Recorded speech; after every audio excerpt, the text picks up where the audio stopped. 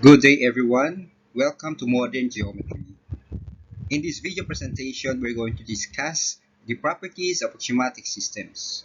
Previously in our video lecture, we discussed about the concept of axiomatic system. At the end of this lecture, you should be able to establish the properties of axiomatic system using models. In the previous video lecture, we discussed how to build models out of the identified undefined terms in a given set of axiomatic system.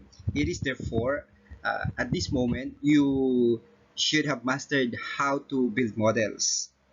And at the same time, you need to be cautious or be careful in interpreting the undefined terms. Since we are talking about properties of axiomatic system, what are these properties that we are talking about? There are actually three properties involved in axiomatic system. The first property is consistent, the second one is independence, the third one is completeness. So let's start to discuss the first property of axiomatic system. Consistency is the first property of any axiomatic system. An axiomatic system is said to be consistent if there do not exist the system any two axioms, any axiom and theorem, or any two theorems that contradict each other. Example, if there are two axioms in the given set of axioms, or in the axiomatic system, this means that the two axioms must be true, or the two axioms must be correct. It means to say they jibe one another, or in any case, an axiomatic system is inconsistent if it applies a contradiction. That is, it is possible to prove in it that some statement is both true and false. It means to say that if, let's say, there are two axioms in a given set of axioms, one axiom is false and the other one is true. Therefore, they contradict to one another. So we can say that the given set of axioms is inconsistent. In such a way that if two axioms are both true and correct, therefore we can be able to build a model out of these axioms. Then, to test for consistency, simply we are establishing an absolute or relative consistency of a set of axioms. That is, to produce a model for its axiom of the system. Take note that there are two types of consistency. The first one is an absolute, and the second one is relative. Meaning, an absolute consistency means to produce a model that is concrete, or simply the model is adapted from real world. Example, name of people, like the example that we have discussed in the previous video. And then to establish an absolute or the relative consistency, meaning we need to produce a model that is adapted from a real number system, or simply the model that we produce is abstract. So we can use other system like real number system or any other system that is abstract. Let's take a look at this example. Consider the following set of axioms. Axiom 1, there exists exactly 4 points. Axiom 2, two distinct points are on exactly one line. Axiom 3, each line is on exactly 2 points. So the first thing to do there is to identify the undefined terms in a given set of axioms. In this example, point, line, and on are the undefined terms. And then, for us to proceed in determining the model of this set of axioms, first things first is to observe what's all about this set of axioms. And that is, very important in such a way to understand the underlying structure of its axiom, and at the same time to understand what's all about these axioms. Okay, so observation. Axiom 1 clearly guarantees the existence of exactly 4 points. However, axiom 2 and 3 do not explicitly ensure the existence of lines, though it is mentioned in its axiom. Hence, we will begin with 4 points since they are objects known to exist. We need also to emphasize that when we establish property of any given set of axioms, especially when we do observation, is that we need to start with the objects or elements that are already known. So take note of that. Then the next step is to interpret. After we identify the undefined terms, and then let's now interpret the undefined terms. In this example, points can be interpreted as the letters A, B, C, D, or dots, while lines can be interpreted as columns of letters or segment. Take note that we interpreted points and lines in two different ways. So it is stated here that points, letters, and dots, while lines, columns of letters or segment. Then after interpreting the undefined terms, the next step is to verify or simply verification of models. That is to show each axiom in the given set of axioms is satisfied, or meaning each axiom is true.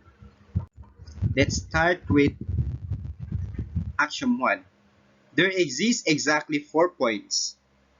Since the number of letters is 4, then the axiom is satisfied. So as you notice, in our model, we have undefined terms, points, lines, and on. And then we have also interpretation for each undefined term. Take note also that the focus is that axiom 1. It exists exactly 4 points. So as you notice that we have 4 letters, letter A, B, C, and D, to interpret the axiom 1. Okay, that's for the model of axiom 1. And then next, okay, so let's see how axiom 2 and axiom 3 produce a model. For axiom 2, two distinct points are on exactly one line. This implies that there are two distinct points contained in one line. Then the axiom is satisfied. If you notice in our model, especially in table, we have undefined terms, points, lines, and on. And then for each undefined term, we interpret it as 4-point dots, and that is denoted by numbers 1, 2, 3, and 4. And then lines are interpreted as segments. If you notice, it is illustrated in our figure 1. And on is illustrated as a segment contains two dots. Take note that we have actually two models.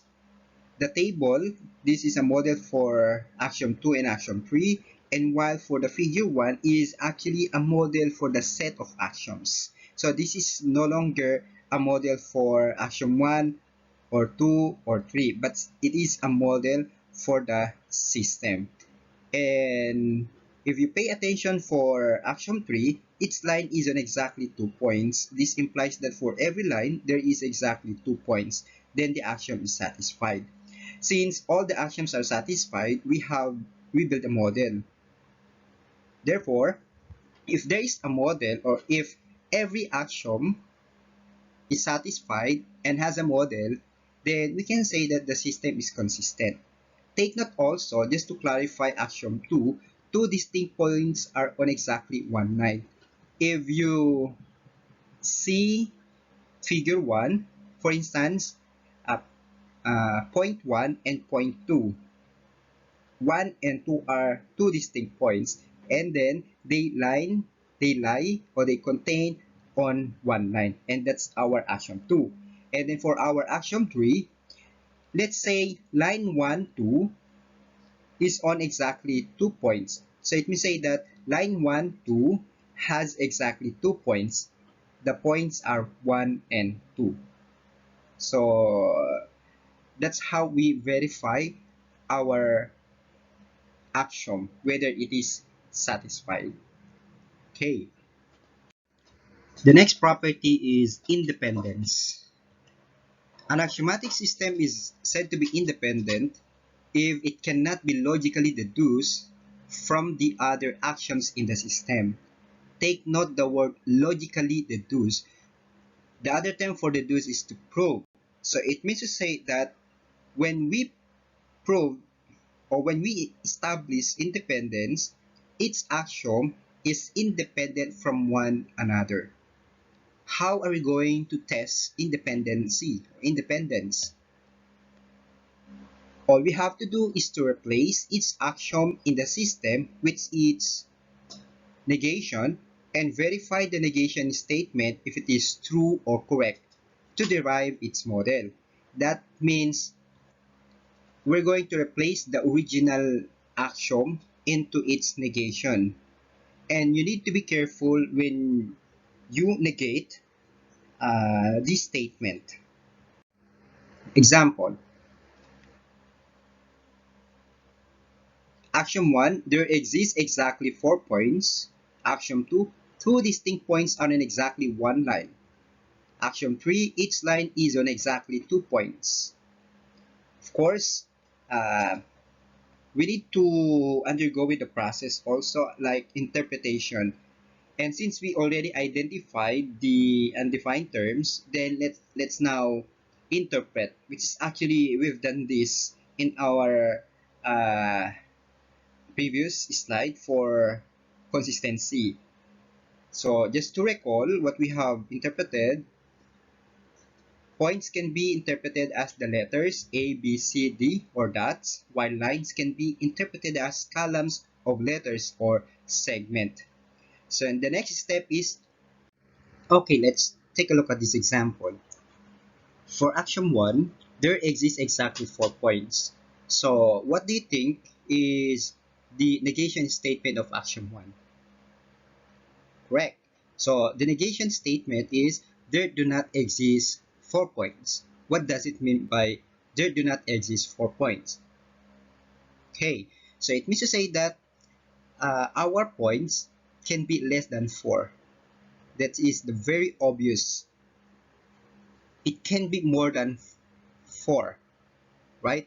Okay, so this negation, we're going now to derive its model.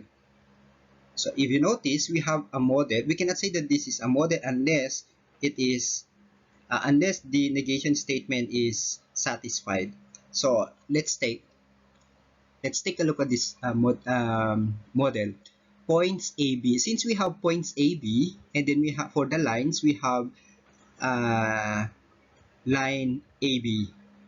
And the negation states here that there do not exist 4 points, which is actually 2 because there are only 2 points.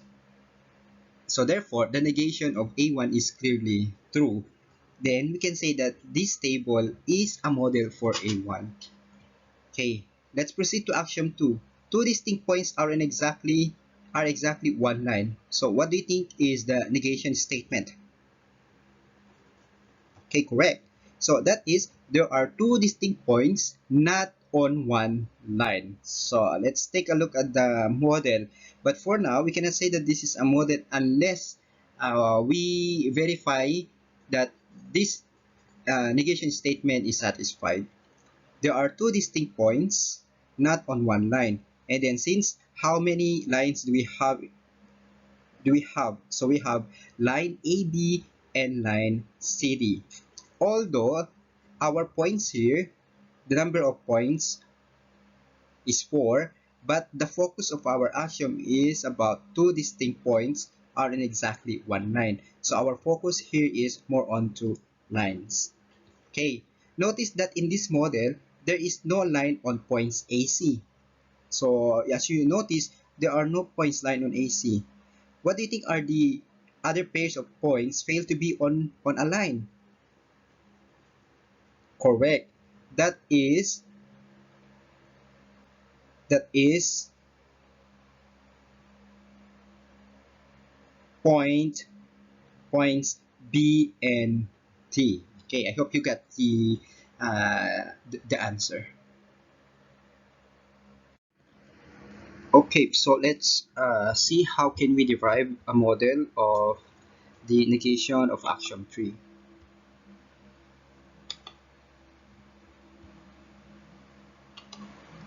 Axiom 3 states that each line is on exactly 2 points. What do you think is the negation statement of axiom 3?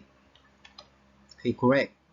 So the negation statement is there are lines not on exactly 2 points. The negation is very clear that let's say there is a line and then it may happen that a line contains 2 points, or it may happen also that our line contains more than 2 points, right? Okay, so in order for us to derive a model, our question should be, is there a possibility that we can illustrate a line that contains 3 points? If the answer is yes, then we're going to list what are the possible lines. If the answer is no to our question, then the model does not exist. The model does not exist based from the given condition of the negation statement. Okay, let's see this one. It is already known to us that we have 4 points existed based from the axiom 1. Points A, B, C, D, and the undefined term points are illustrated in this way, A, B, C, D. And then we already also uh, illustrated lines as column of letters. So that's very clear. Now, going back to my question, is there a possibility that we can illustrate a line that has 3 points? Yes or no? Okay, so in this example, let's take ABC as our line. If you notice that if we consider ABC as line, and then it is very obvious that this line contains 3 points, right? Okay, how about can we also form a line which contains 2 points? We can also. So for instance, we have line AD, line BD, line CD. Take note also that this representation can be illustrated in many ways. Take note of that. Can be illustrated in many ways. So this is one of the many ways to illustrate the condition stated in negation. So now, is there a line that contains more than 2 points? Yes or no? Yes, right? Since this model contains a line that is on 3 points, while the remaining lines are each on 2 points, so the negation of A3 is true in this interpretation. Since we have demonstrated the independence of each of the given set of axioms, we have shown that this axiomatic system is independent. Okay, so let's proceed to the third property of axiomatic system, and this is completeness. An axiomatic system is said to be complete if it is possible to add an additional consistent and independent axiom without adding additional undefined terms. The axiomatic system is said to be categorical if the model of its axiom is isomorphic to every other model within the system. Because completeness of axiom is quite challenging in terms of proving, that's why we need to do we need to test whether the axiom first is categorical by simply using the concept of isomorphism. Two models, A and B, of an axiomatic system are said to be isomorphic if there exists a one-to-one correspondence from the set of points and lines of model A onto the set of points and lines of model B that preserves all relations. If the undefined terms of the system consist of the terms point, line, and on, then the correspondence must satisfy the following conditions: that for each point in P and line in L, in model A, phi of P and phi of L are a point and line in model P. Another condition is that if P is on L, then the correspondence of P is also on correspondence of L. So that is phi of P is on phi of L. So isomorphism or isomorphic is quite relative to the what we call functions. Okay, let's see the example. We have axiom 1, axiom 2, and axiom 3. Since each axiom has a model, since we already actually show the existence of each model in the previous slide, so let us show whether each model is isomorphic to one another. When say isomorphic to one another, this means that the structure of undefined terms in each model corresponds to the structure of undefined terms to the other model. Example, if you notice in model A1 and model A2, points, how many points do we have in model 1?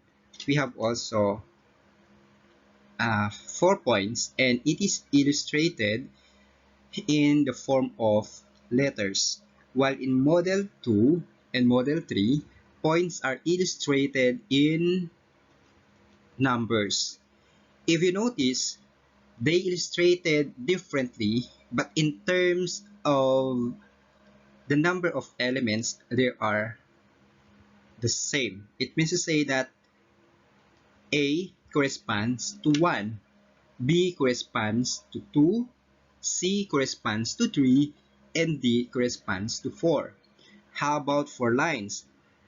Lines are interpreted in terms of columns of letters, while in model A2, lines are interpreted as segments, which is illustrated in the previous figure, right? Okay, so if you notice, columns of letters and segment, they illustrated in different forms. The axiom 1 and axiom 2 have the same number of elements but interpreted in different ways. So, if you notice that in A1, as I've mentioned a while ago, points are interpreted as letters in the alphabet and lines are interpreted as columns of letters. While A2 and A3 points are interpreted as dots denoted by numbers and lines interpreted as segment. This implies that the interpretation letters in A1 corresponds to the interpretation numbers in A2 and A3, as well as columns of letters and segments, which I already mentioned. Since axiom 1 is isomorphic to axiom 2, and axiom 1 is isomorphic to axiom 3, and axiom 2 is isomorphic to axiom 3, then the set of axioms is complete. It means to say that the set of axioms is categorical, therefore the system is complete.